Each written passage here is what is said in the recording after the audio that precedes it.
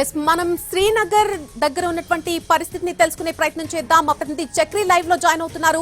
మనకి అక్కడి పరిస్థితిని పూర్తిగా వివరించడానికి చక్రి, ప్రస్తుతం అక్కడ పరిస్థితి ఎలా ఉంది, ప్రస్తుతం ప్రెజెంట్ సిచ్యువేషన్ ఎలా ఉంది, కాల్పుల విరమణ మరొకసారి ఉల్లంఘించింది పాకిస్తాన్. సో అక్కడ ఎటువంటి సిచ్యువేషన్ నెలకొన్నటువంటి పరిస్థితి కనిపిస్తోంది?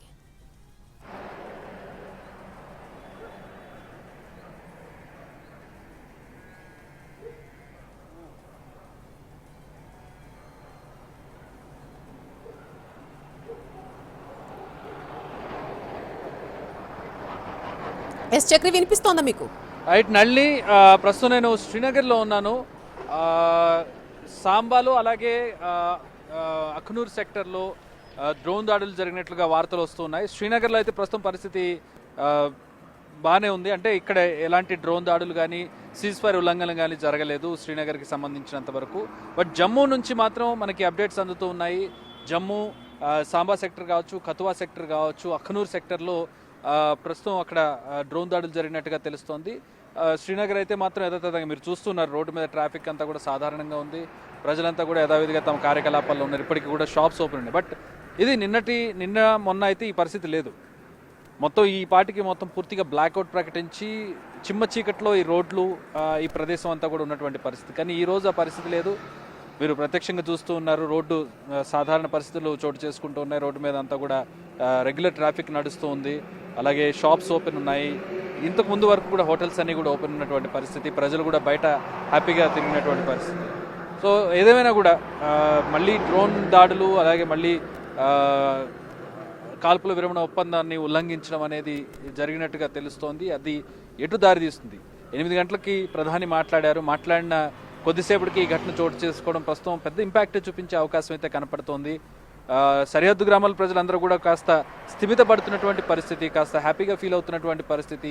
ఇక సీజ్ ఫైర్ అమలవుతుంది, అంతా సర్దుకుంటుంది అనుకున్న సందర్భంలో ఇలాంటివి జరుగుతుంది. అయితే నిన్న నేను ఉరీ ఎమ్మెల్యేతో మాట్లాడినట్టు Uri MLA doctor Sajjad MLA ఆయన నేను ఇదే క్వశ్చన్ ఆయన అడిగిన సందర్భంలో ఆయన ఏం చెప్పారంటే, సీజ్ ఫైర్ని మేము చాలా ఏళ్ల నుంచి చూస్తున్నాం. అంటే భారత్లో కాన్ఫ్లిక్ట్ ఎప్పటి నుంచో ఉంది. సాధారణంగా కాల్పుల విరమణ ఒప్పందాలు జరగడం అనేది జరుగుతూ ఉంటుంది. సో సీజ్ ఫైర్ అనేది సాధారణంగా ఎగ్జిక్యూట్ అవ్వడానికి 1 వారం పాటు టైం పడుతుందని చెప్పి ఆయన చెప్పారు. అంటే మేము చూస్తూ ఉన్నాము అని నేను అడిగాను. సీజ్ ఫైర్ ఉల్లంఘనలు జరిగాయి కదా, మీరేమంటారు దానికి అని అంటే, సీజ్ ఫైర్ ఒప్పందం జరిగిన సందర్భాల్లో మేము గతంలో చూసినప్పుడు సాధారణంగా 1 వీక్ వరకు టైం పడుతుంది మాకు సీజ్ ఫైర్ ఒప్పందం అమలు అవ్వడానికి. ఇటు నుంచో అటు నుంచో దాడులు జరుగుతూ ఉంటాయి. అక్కడక్కడ చిన్న చిన్న ఘటనలు జరుగుతూ ఉంటాయి. అంతకు మించి ఏం జరగదు. 1 వీక్ సమయం పడుతుంది. ఇమ్మీడియట్గా సీజ్ ఫైర్ అనేది అమల్లోకి రాదు ఎక్కడా కూడా అని చెప్పి ఆయన ఆ రోజు ముందు రోజు ఉల్లంఘన జరిగింది. నిన్న బాగుంది. అయితే ఈ రోజు అది చర్చల మీద ప్రభావం చూపిస్తుంది. నిన్న ప్రశాంతంగా ఉండడం అనుకున్నాం, ఆ విధంగానే సీజ్ ఫైర్ అమలవుతుందని చెప్పి ప్రధాని కావచ్చు, అంతకుముందు ఉన్నటువంటి డీజీఎంఓ మీటింగ్ తర్వాత చేసినటువంటి ప్రకటన కావచ్చు, అన్నీ కూడా సాధారణ ప్రకటనలుగా మనం చూసాం.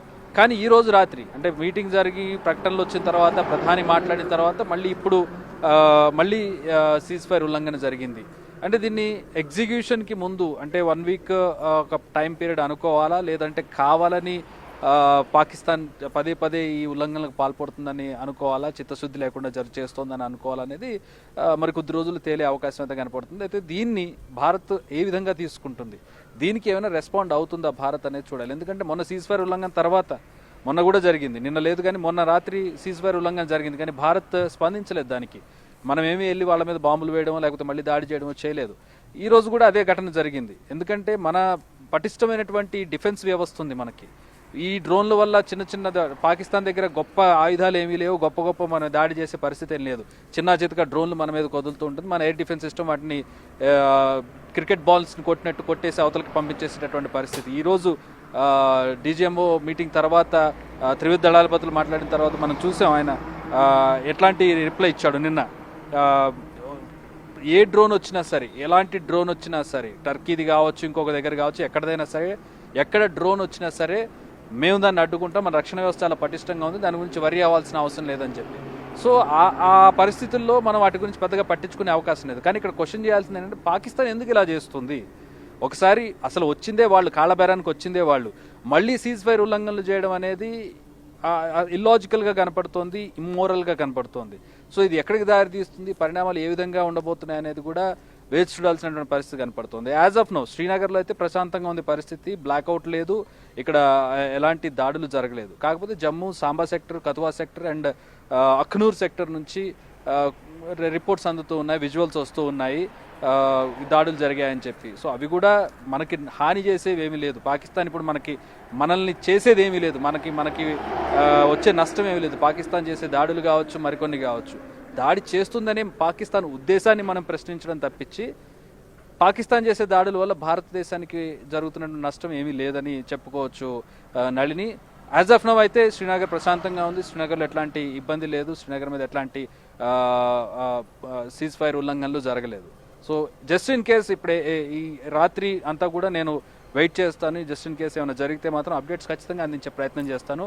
OT studio. Right Chakri, thank you for the live update. అది ప్రస్తుతం శ్రీనగర్ నుంచి మనం లైవ్ అప్డేట్స్ తీసుకున్నాం చక్రి నుంచి. ప్రస్తుతం అక్కడైతే పరిస్థితి అదుపులోనే ఉంది, ప్రశాంతంగానే ఉందంటూ మా ప్రతినిధి చక్రి చెప్తూ ఉన్నారు. ఎక్కడైతే అంటే సాంబా అండ్ కథువా, అఖ్నూర్ సెక్టార్స్ లో మాత్రమే డ్రోన్లతో దాడి జరిగినట్టుగా మనకి సమాచారం అందుతుంది. జమ్మూ వరకు మాత్రమే ఈ దాడులు పరిమితమైనాయి ప్రస్తుతం వరకు. ఇంకా మరెక్కడా కూడా దాడులకు సంబంధించి మనకు ఇప్పటి వరకు ఎటువంటి అప్డేట్ అందలేదు.